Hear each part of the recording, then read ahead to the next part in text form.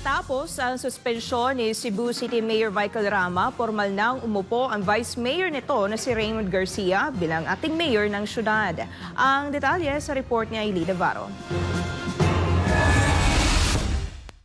Formal nang umupo sa pwesto bilang acting mayor ng Cebu City si Vice Mayor Raymond Garcia kahapon araw ng Lunes.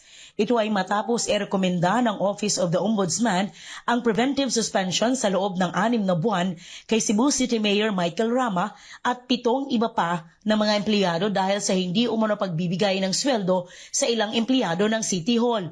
Ipinag-uutos ng Department of Interior and Local Government, Central Visayas, kay Garcia na gamitin sa lalong madaling panahon ang kapangyarihan at gawain ng Local Chief Executive sa isang acting capacity. Nag-appoint na ng City Administrator at City Assessor si Acting Mayor Raymond Garcia upang masigurong business as usual sa syudad ng Cebu.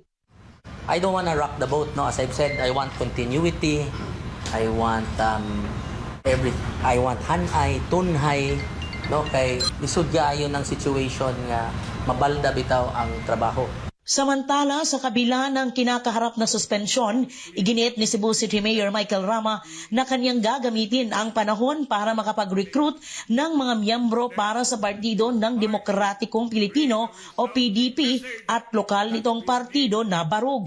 Hindi lang sa mga sityo o barangay ng syudad, kundi kasali na rin ang buong Cebu at Visayas dahil siya rin naman ang vice-presidente sa Visayas sa Partido ng Demokratikong Pilipino o PDP.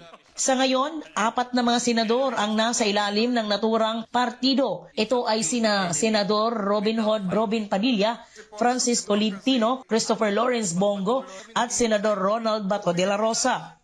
Habang 28 kongresista, 18 gobernador, 27 mga vice-gobernador, mahigit 200 na provincial board members, daan-daang mga mayor at vice-mayor, libu-libong mga konsihales sa bayan at mga syudad ang miyembro ng PDP.